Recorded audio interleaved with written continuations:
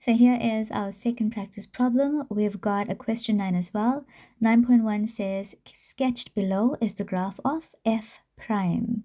So we actually have the derivative that's sketched. It says the derivative of f of x, which is equal to negative 2x cubed minus 3x squared plus 12x plus 20. So that f of x is representing a cubic function. And we have the first derivative that is sketched. So the first derivative of a cubic function represents a parabola. And if we look at the diagram, we do have a parabola. The points A, B, and C are the intercepts of f prime with the axes. So here we notice that A is the y-intercept and B and C are the x-intercepts. Now, since you have the equation of the cubic function, you can easily differentiate this to give you the equation of f prime, which is something you actually need to do, okay, since it's not given. So the equation of this parabola that we have, f prime x, is going to be, let's differentiate here. So negative 2x cubed, that is going to give us negative 6x squared. The second term becomes negative 6x. Third term would be plus 12. And that constant of positive 20 falls away. So this is the equation of the parabola that we have sketched below. First question says, write down the coordinates of A. Okay, so let's have a look at A. Here is A. What is A? It is the y-intercept. How do you get the y-intercept? You make x 0.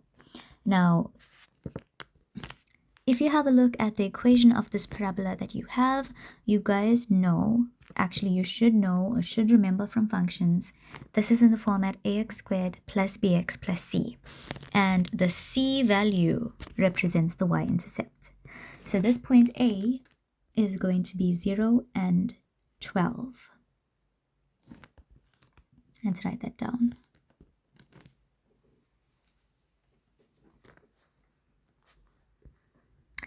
Next, for 9.1.2, determine the coordinates of B and C. Let's have a look at this. So here, points B and C represent the x-intercepts. And how do we get x-intercepts? We make y 0. So we're going to work with this equation of the parabola, make y 0, and solve for x. So here I have it. And what I notice is that all of these terms can be divided by negative 6. So I'm just going to divide throughout by negative 6 so that I can simplify this. And when I do that, it gives me x squared plus x minus 2. Now this gives you a basic trinomial, which is so easy for you to factorize. Let's open up two brackets. We'll have x and x. Factors of 2 is going to be 1 and 2. However, we are looking for factors that when we multiply, give us negative 2, but when we add, give us positive 1. That would have to be factors as negative 1 and positive 2. Let's just test it out. Negative 1 times positive 2 gives you negative 2, and minus 1 plus 2 gives you positive 1. So that works out perfectly. Setting each bracket equal to 0 and solving for x, we have x is equal to positive 1, or x is equal to negative 2. Now, if we check where these values lie, b is on the negative x-axis, so b should be negative 2 and 0. C is on the positive x-axis, so c is going to be positive 1 and 0. So those are the coordinates of the x-intercepts. Okay, let's move on. 9.1.3 says, which points on the graph of f will have exactly the same x values of b as b and c?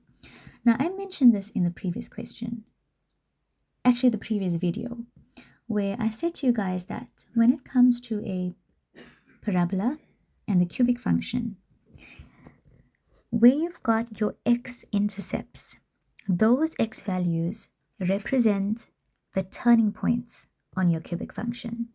So they want to know what b and c is going to represent here. If we correspond them to its cubic function. The values of b and c, their x values would be the same as the x values of the turning points on the cubic function. So for 9.1.3,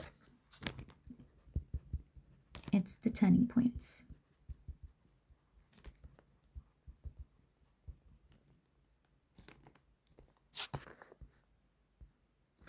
Now 9.1.4 says, for which values of x will f be increasing?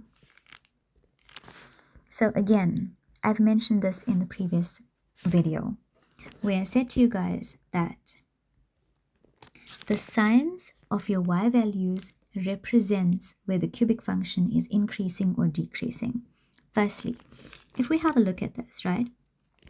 To the left of b, your y values are all negative. To the right of c, your y values are all positive. In between b and c, you've got positive y values.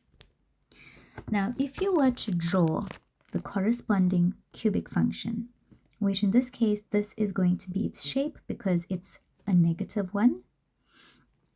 Here you would have b, there you would have c.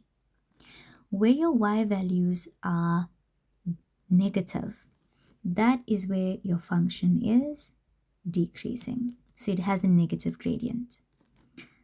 Here as well, to the right of c, where your y values are negative, that is where your cubic function has a negative gradient. Basically, it's decreasing.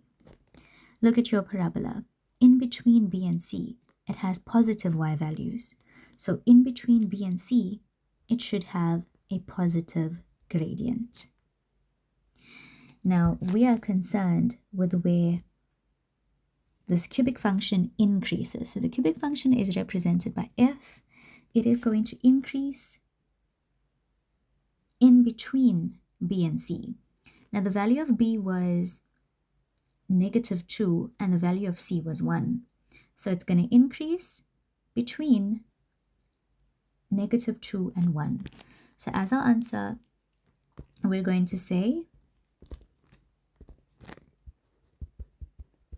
x lies between -2 and 1.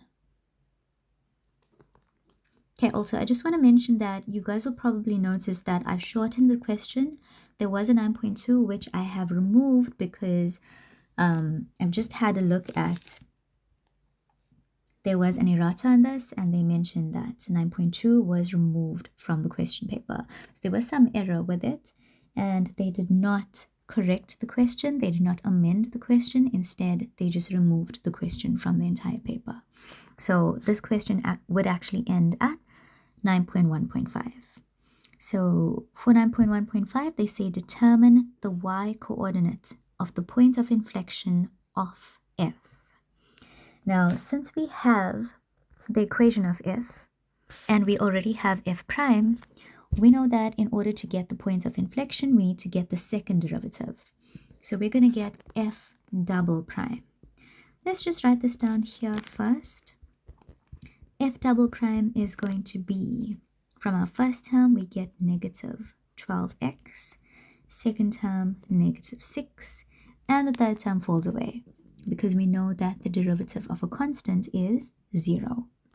So here's our second derivative. That's what we're going to make use of in order to get the point of inflection.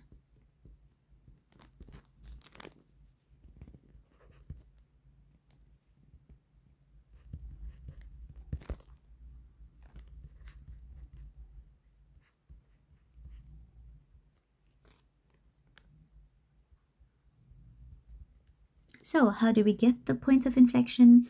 Get the second derivative, equate that second derivative to 0. So we've got -12x minus 6 equals 0. And we need to solve for x. So I'll take that -6 over to the right. It becomes positive. I'm going to divide throughout by -12, and I get -1/2. But they did not just ask for the x coordinate, they wanted the y coordinate specifically. To get the y coordinate, we take this x value and substitute into the original equation. So your original equation is f of x, which is given here. We're substituting negative half in every term that has x in it.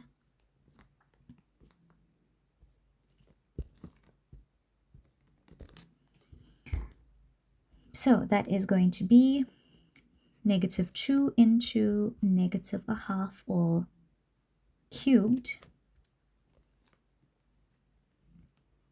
minus 3 into negative a half squared plus 12 into negative a half plus 20. And when we calculate that as a fraction, that is going to give you 27 over 2. As a decimal, it's 13.5. So that is the value that they want. Here we've got our point of inflection. If we just write it as a set of coordinates, it is negative 1 over 2 and 27 over 2. So it's actually okay for you to write down your coordinates as fractions. That's perfectly fine. But when it comes to sketching, it's best if you understand what the value is as a decimal, so you know exactly where the point lies.